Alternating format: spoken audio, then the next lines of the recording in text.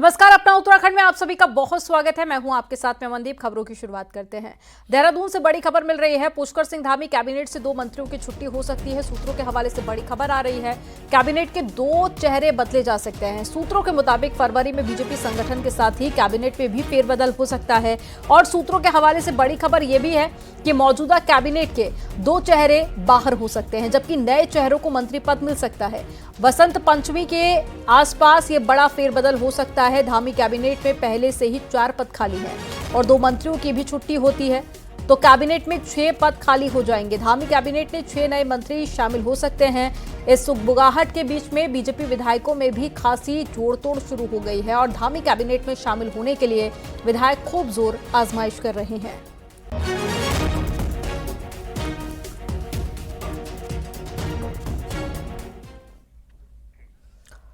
मुख्यमंत्री पुष्कर सिंह धामी ने उत्तराखंड में जल्द ही यूसीसी लागू करने की बात कही। साथ ही कहा कि राज्य में रिकॉर्ड भर्तियां हुई हैं। इसके अलावा कर्णप्रयाग रेल लाइन के साथ में इकोनॉमिक कॉरिडोर बनाने की भी बात कही है। सीएम धामी के साथ में न्यूज 18 ने एक्सक्लूसिव बातचीत की है, सुनिए। साल 2025 को उत्तराखंड रजत जयंती वर्ष के रूप में मना रहा है और इस रजत जयंती वर्ष के शुरुआत में ही उत्तराखंड को एक बड़ी सौगात मिलने जा रही है कि उत्तराखंड पहली बार राष्ट्रीय खेलों की मेजबानी करने जा रहा है।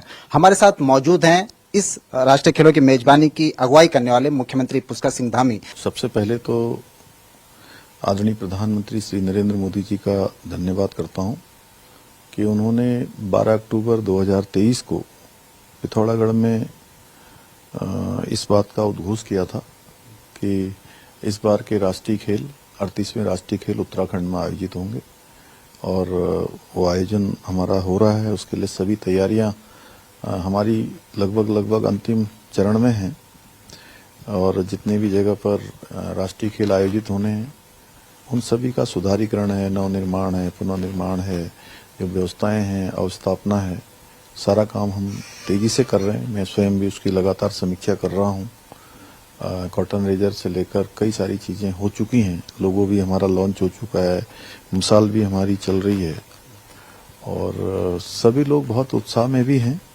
उत्साहित हैं। पूरे देवभूमि उत्तराखंड के लोग कि पूरे देश से 10,000 से ज्यादा खिलाड़ी देवभूमि उत्तराखंड आएंगे, तो ये हमारे हर एक उत्तराखंड वासी के लिए बहुत गौरव की बात है।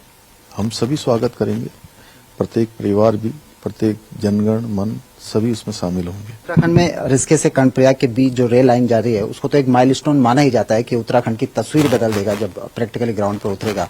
कर्णप्रयाग रेल लाइन ये अपने आप में बहुत बड़ा एक ऐसा प्रोजेक्ट है जिसके लिए मैं आदरणीय प्रधानमंत्री जी का बहुत धन्यवाद करता हूं कि देवभूमि उत्तराखंड को ये सौगात मिली है। और एक ये पूरे पहाड़ों के बीच से होकर जो है रेल जाएगी, उसके आसपास लोगों को रोजगार से जोड़ने के लिए, लोगों को स्वरोजगार से जोड़ने के लिए, उनकी आर्थिकी को बेहतर करने के लिए हम इकोनॉमिक कॉरिडोर बनाएंगे, जिससे कि हमारे राज्य के लिए ये योजना अपने आप में एक मील का पत्थर साबित होगी। 2025 में भी लोगों को बड़ी उम्मीदें हैं। मुख्यमंत्री पुष्कर सिंह धामी से रजत जयंती वर्ष भी है, क्या कुछ देखने वाले हैं सर? ये सरकारी जो भर्तियां हैं, मैंने 4 जुलाई 2021 को देवभूमि उत्तराखंड के मुख्य सेवक के रूप में काम करना प्रारंभ किया था और उस पहले दिन मैंने संकल्प लिया था कि उस समय जो 24,000 रिक्तियां हमारी खाली थी, रिक्तियां थी और 24,000 पद भरे जाने थे। वो हमारा संकल्प था कि हम इन 24,000 के 24,000 पदों को भरेंगे और उसमें से हमने 19,000 भर्तियां करने में, ये रोजगार लोगों को मिले, इस काम में हमने सफलता प्राप्त की है। 2025 भी हमारे लिए इस दिशा में बहुत महत्वपूर्ण होगा और जितने भी पद हमारे खाली हैं हम आने वाले समय में उन सभी पदों को भरेंगे। और पद भरने के साथ साथ एक महत्वपूर्ण बात यह है कि अब जितनी भी भर्तियां हुई हैं, किसी भी भर्ती पे कोई भेदभाव, कोई नकल, कोई पेपर आउट, कोई चीटिंग, इस प्रकार की बात नहीं आई है। अब थोड़ा ये भी बता दीजिए कि वो ऐतिहासिक डेट कौन सी होगी जिस पर आप ऐलान करने जा रहे हैं? देखिए, आप इंतजार करिए, जल्दी आपका इंतजार समाप्त होगा और मैंने पहले ही कहा है कि जनवरी माह में 2025 के इस जनवरी माह में ही हम इसको पूरी तरह से लागू कर देंगे। शुरुआत होगा या जनवरी एंड? नहीं, जनवरी माह में होगा। तो अब तक मुख्यमंत्री पुष्कर सिंह धामी आपने साफ तौर पर एक बार फिर से कहा है कि 2025 उत्तराखंड के लिए बहुत सारे अवसर लाने वाला है। आपने इकोनॉमिक कॉरिडोर की बात भी कही, तो युवाओं को नए सिरे से रोजगार देने की बात मुख्यमंत्री ने कही है। कैमरा पर्सन दीपक उपाध्याय के साथ सुनील नौप्रभात, न्यूज 18 देहरादून।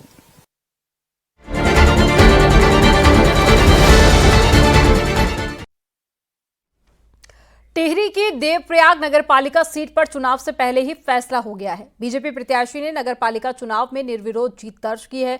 बीजेपी की ममता देवी के अलावा कोई अन्य कैंडिडेट नहीं बचा है, लिहाजा ममता देवी की निर्विरोध जीत हुई है। नाम वापसी के आखिरी दिन 4 निर्दलीय प्रत्याशियों ने अपना नामांकन वापस ले लिया, जिसके बाद में बीजेपी को ये जीत मिली है।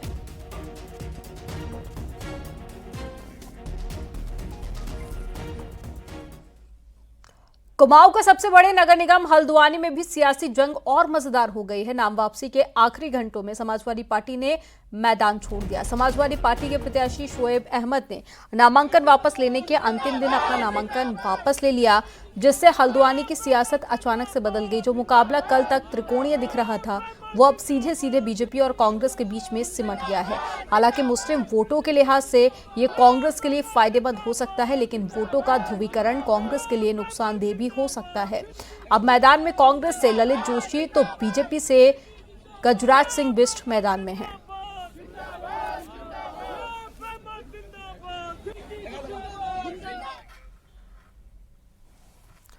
उधम सिंह नगर से बड़ी खबर है। रुद्रपुर की सियासत में अचानक से एक नया मोड़ आ गया है। बुधवार को मुख्यमंत्री पुष्कर सिंह धामी से मुलाकात कर लौटे पूर्व विधायक राजकुमार ठुकराल और उनके भाई संजय ठुकराल ने गुरुवार को अचानक अपना नामांकन वापस ले लिया। दोनों भाई मेयर का चुनाव लड़ना चाहते थे और दोनों ने ही नामांकन कराया था। माना जा रहा है कि दोनों ने ही बीजेपी प्रत्याशी के समर्थन में नाम वापस लिया है। हालांकि ठुकराल ने अभी अपने पत्ते नहीं खोले हैं।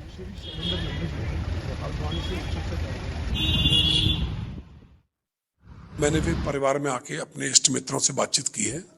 फिलहाल तो हम और हमारे छोटे भाई संजय ठुकराल अपने नामांकन पत्र आज वापस ले लिए। हम अब चुनावी समर में नहीं हैं, क्योंकि हमने जो टिकट मांगा था, टिकट हमको नहीं मिला। अगर टिकट मिला होता तो आज इलाके की तस्वीर कुछ और होती। लेकिन जो कुछ भी हुआ, फिलहाल मैं अभी कुछ ज़्यादा कहना उचित नहीं समझूंगा। मैं अभी दोनों पर्चे हम लोगों ने वापस ले लिए। पिथौरागढ़ मेयर सीट पर नाम वापसी से बीजेपी और कांग्रेस को कुछ राहत मिली है। दोनों दल जहां कुछ बागियों को मनाने में कामयाब रहे, तो वहीं कई बागी लाख कोशिशों के बाद भी मैदान में मजबूती से टाल ठोक रहे हैं। ऐसे में ये सवाल अभी भी बना हुआ है कि बागियों की ये बगावत किस पार्टी पर कितनी भारी पड़ेगी। रिपोर्ट में आपको दिखाते हैं।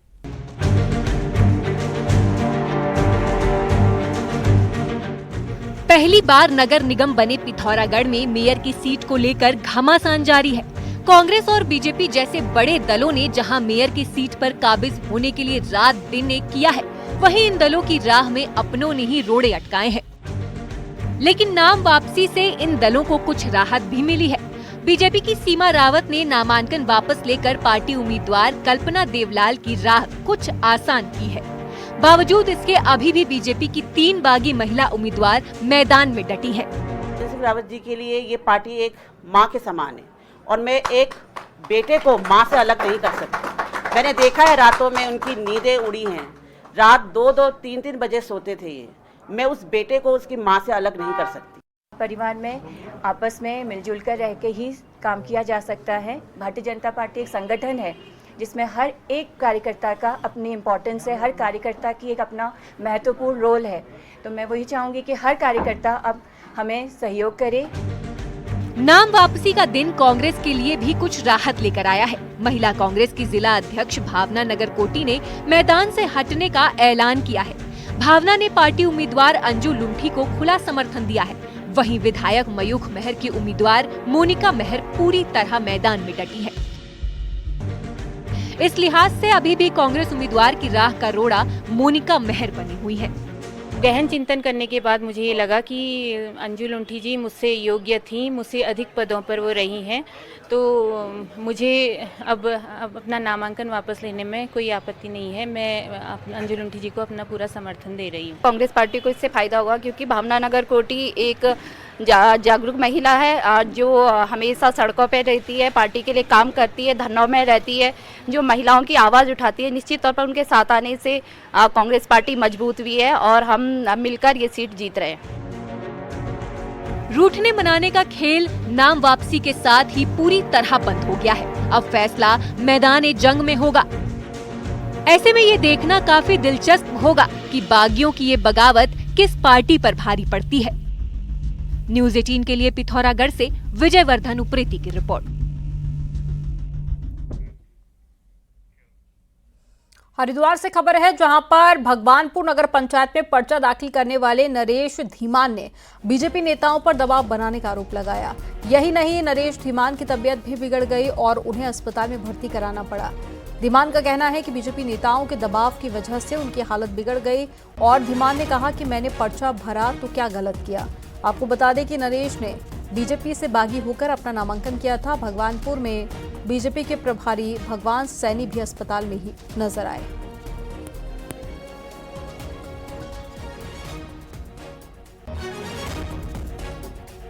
मैंने पर्चा भर लिया, क्या गुनाह कर लिया? अब मुझे टॉर्चर करा जा रहा।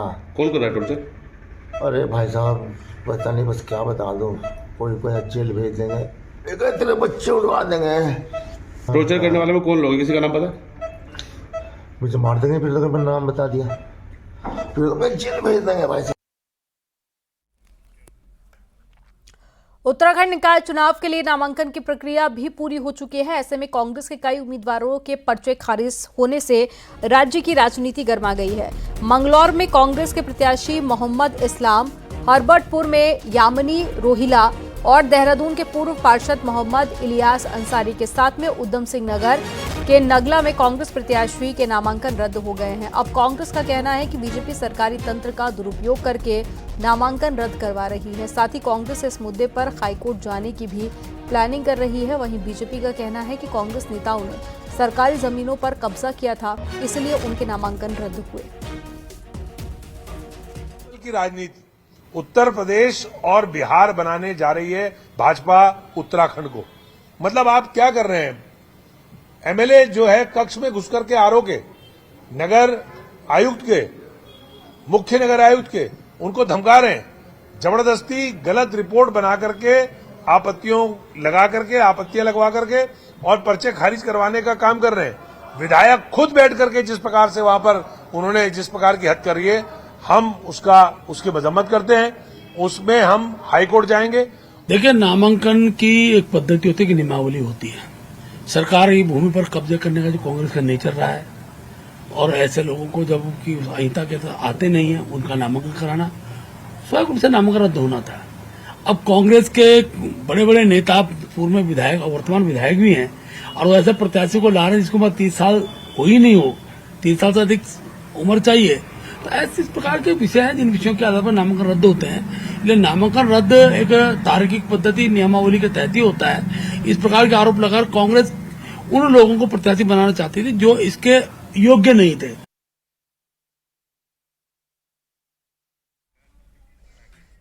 करीब 65 घंटों की मैराथन कसरत के बाद में आखिरकार बीजेपी और कांग्रेस ज्यादातर जगहों पर बागियों को मनाने में कामयाब रही, तो कई जगह पर मैदान में डटे बागियों ने अब मुकाबला रोचक बना दिया है। रिपोर्ट आपको दिखाते हैं।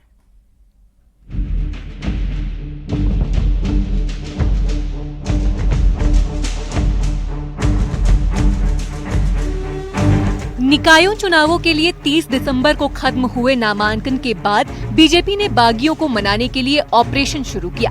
मुख्यमंत्री से लेकर प्रदेश अध्यक्ष, सांसद, मंत्री, विधायकों को अपने अपने क्षेत्रों में बागियों की मान मनोबल के लिए लगाया गया। गुरुवार को मुख्यमंत्री से लेकर प्रदेश अध्यक्ष दिन भर कसरत में जुटे रहे। सांसद अनिल बलूनी रामनगर में डेरा डाले रहे, तो सुबोध उनियाल नरेंद्र नगर में डटे रहे। जिन्होंने नाम वापस नहीं लिया, अब संगठन ने जिलों से उनकी लिस्ट तलब की है। रुद्रपुर में राजकुमार ठुकराल, संजय ठुकराल का नाम वापस। पिथौरागढ़ में सीमा रावत को मनाया गया। प्रमिला बोरा, उमा पांडे, चंद्रकला मेहर को नहीं मना पाए। रुड़की, अल्मोड़ा में भी बागियों को मना लिया गया। श्रीनगर में बीजेपी की आरती भंडारी मैदान में डटी। उत्तरकाशी में भूपेंद्र चौहान, कर्णप्रयाग में जयप्रकाश टमटा डटे। पौड़ी में बीजेपी के 4 बागी मैदान में अब भी मौजूद है। रामनगर में अनिल बलूनी ने 5 बागियों को मनाया। बागी नरेंद्र शर्मा को बीजेपी नहीं मना पाई। दुगड्डा में भी भावना चौहान मैदान में बनी हुई है। जो अनधिकृत प्रत्याशी हैं और भारतीय जनता पार्टी के कार्यकर्ता या पदाधिकारी रहे हैं, ऐसे लोग जो लोग अभी भी मैदान में हैं, हमने सभी जिलाध्यक्षों को कहा है कि उनकी सूची वो प्रदेश को भेजेंगे और जो भी पार्टी के चुनाव चिन्ह के खिलाफ चुनाव लड़ रहे हैं, अभी भी मैदान में हैं, उन सभी को हमने पहले भी चेतावनी दी थी कि 2 तारीख तक जो नाम वापस ले लेंगे, उनके अलावा जितने भी लोग होंगे उनको हम पार्टी से निष्कासित करेंगे। कांग्रेस में मिला जुला असर रहा। हालांकि सीनियर नेता मथुरा दत्त जोशी जरूर मान गए, मगर बाकी जगह मिला जुला असर रहा। पिथौरागढ़ में भावना नगरकोटी को मनाया गया। मोनिका मेहर अब भी मैदान में डटी है। रुड़की में श्रेष्ठा राणा को भी नहीं मनाया जा सका। श्रीनगर में पूनम तिवारी का मैदान छोड़ने से इनकार। गौचर में 37 कांग्रेसियों ने पार्टी से ही इस्तीफा दे दिया। कि कई लोग चुनाव लड़ने के इच्छुक होते हैं और टिकट जो है एक ही व्यक्ति को दिया जा सकता है, और जिसको टिकट दिया उसके बाद कई लोग जो है नामांकन फिर दाखिल करने का काम करते हैं। कुछ को समझाया गया, कुछ अभी मैदान में है। नुकसान की जहां तक बात आपने कही, नुकसान होता है, लेकिन चुनाव में ये तो सतत चलने वाली प्रक्रिया है। शाम 5 बजते ही नामांकन वापस लेने के साथ ही मान मनोवल का दौर भी खत्म हुआ। अब बारी है एक्शन की, लेकिन वो भी सोच समझकर अंजाम दिया जा रहा है। पार्टियों को डर है कि अभी कोई कार्रवाई हुई तो माहौल खराब हो सकता है। देहरादून से न्यूज़ 18 के लिए सुनील नौप्रभात की रिपोर्ट।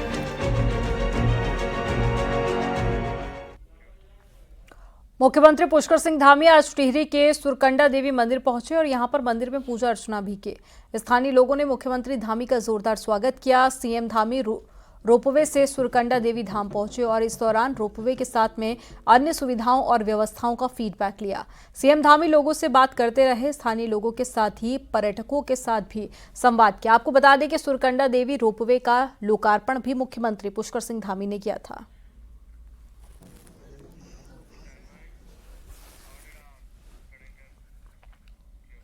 अड़तीसवें नेशनल गेम्स की मशाल पिथौरागढ़ के गुंजी पहुंच गई है और गुंजी चीन और साथ ही नेपाल बॉर्डर के करीब बसा है। 10,500 फीट की ऊंचाई पर पहुंची मशाल का सेना, आईटीबीपी और एसएसपी के जवानों ने स्वागत किया और इस मौके पर खेल अधिकारियों ने कहा कि राष्ट्रीय खेलों के आयोजन से उत्तराखंड में खिलाड़ियों को नई दिशा मिलेगी, जिसका नतीजा आने वाले सालों में साफ दिखाई देगा।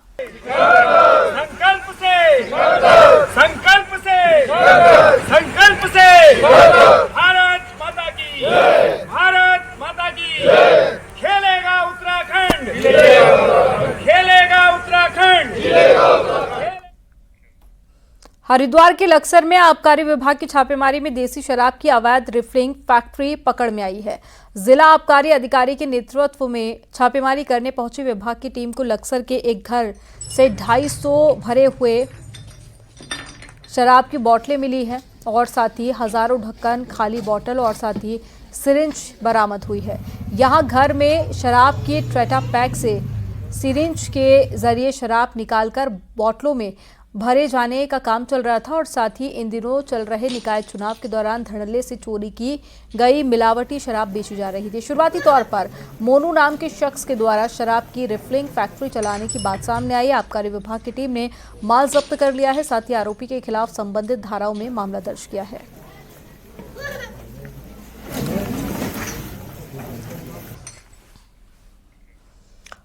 चमोली में नए साल के दूसरे दिन औली कुंवारी पास ग्वालदम चौफ्ता में पर्यटकों का जमावड़ा है। पर्यटक यहां बर्फ में मौज मस्ती करते हुए नजर आ रहे हैं। इस साल चमोली में नए साल के पहले दिन 10,000 से ज्यादा सैलानी पहुंचे थे और इसके अलावा 702 होम स्टे में करीब 1500 सैलानी रुके थे, जिससे स्थानीय लोगों को काफी फायदा हुआ। वहीं पर्यटकों के लिए जिला प्रशासन ने सभी इंतजाम किए थे, जिससे पर्यटक भी खुश नजर आए।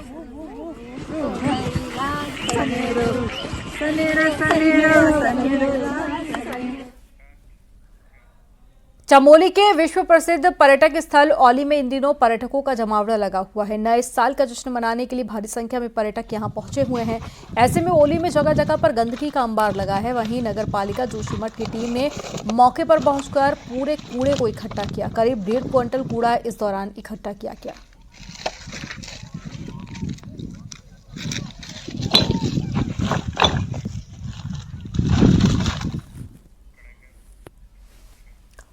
उत्तराखंड के पहाड़ों का प्रकृति ने खूब श्रृंगार किया है। यही वजह है कि देश विदेश से लोग यहां पर खूबसूरत वादियों का दीदार करने के साथ में ट्रैकिंग, कैंपिंग और साथ ही हाइकिंग के लिए भी पहुंचते हैं। बर्फ गिरने के बाद से ही पहाड़ पर्यटकों से गुलजार हो जाता है। आपको रिपोर्ट दिखाते हैं।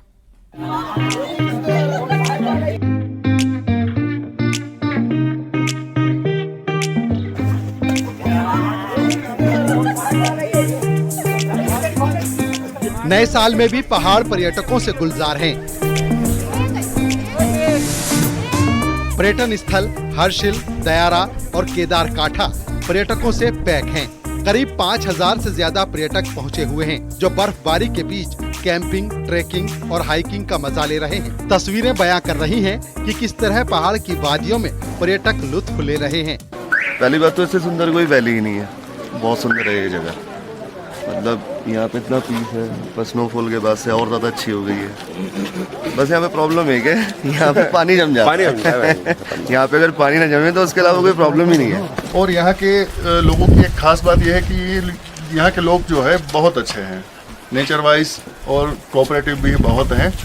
तो मैं कहना चाहूँगा कि आप हर्षिल वैली और उत्तराखंड जरूर घूमने आए। केदार काठा में सूर्य उदय का नजारा पर्यटकों को अपनी ओर आकर्षित करता है। पर्यटकों की बढ़ती तादाद से होटल कारोबारियों के चेहरे भी खिले हुए हैं। वहीं प्रशासन भी लगातार शीतकालीन पर्यटन व्यवसाय को बढ़ाने पर जोर दे रहा है। केदार काठा में सबसे जो मेन जो दृश्य है वो सूर्य उदय का है। सूर्य उदय यहाँ का भव्य और बड़ा दिव्य है और उसको देखकर पूरे पर्यटक मोहित हो जाते हैं। और हमारे होम स्टे वालों के माध्यम से, टूर ऑपरेटरों के माध्यम से, सभी एजेंसियों के माध्यम से सभी पर्यटकों की सुव्यवस्थित मेहमान नवाजी की जा रही है। हमारी ये प्रयास है कि ये जो लोग टूरिस्ट आ रहे हैं उनको जितनी भी संभव सुविधाएं हैं वो हम दें और हम दे भी रहे हैं। और ये हमारा प्रयास रहेगा। हमारा प्रयास है, हम चाहते हैं कि बाहर के टूरिस्ट पूरे शीतकाल के दौरान जनवरी, फरवरी, मार्च में यहाँ आते रहें। उत्तरकाशी में आने वाले पर्यटक यहाँ की हसीन वादियों को देख काफी खुश नजर आ रहे हैं और यहाँ के पर्यटक स्थल पर्यटकों की पहली पसंद बनते जा रहे हैं और हर साल पर्यटकों की तादाद में लगातार इजाफा हो रहा है। न्यूज़ 18 के लिए उत्तरकाशी से बलबीर परमार की रिपोर्ट।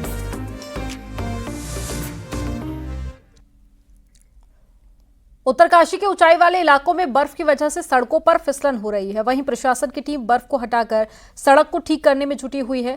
प्रशासन का कहना है कि पहाड़ आए सैलानियों को किसी भी तरह की कोई दिक्कत नहीं होने दी जा रही है।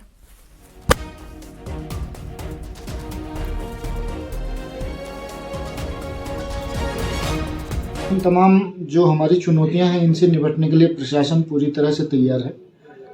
ये रोड बीआरओ की है और वहाँ पे जो है हमारे पास स्नो कटर मशीन, जेसीबी वगैरह पर्याप्त मात्रा में है। जिस भी लॉजिस्टिक की हमें ज़रूरत पड़ती है, चाहे वो मैन पावर से लेकर के मशीनों से लेकर के पूरे हमारे पास उपलब्ध हैं और किसी भी चुनौती से निपटने के लिए प्रशासन पूरी तरह से तैयार है।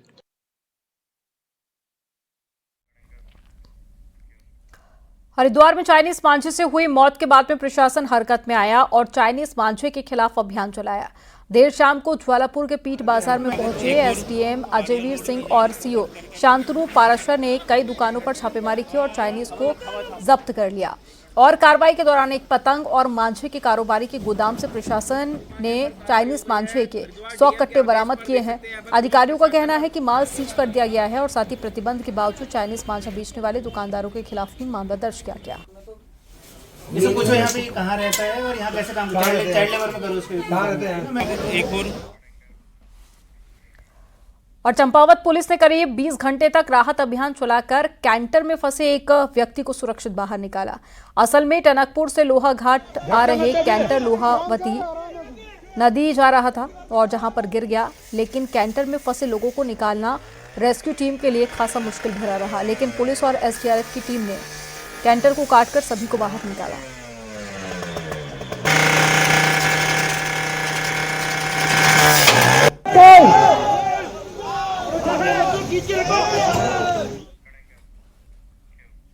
और यहां पर वक्त हो गया एक छोटे से ब्रेक का। आप देखते रहिए न्यूज़ 18।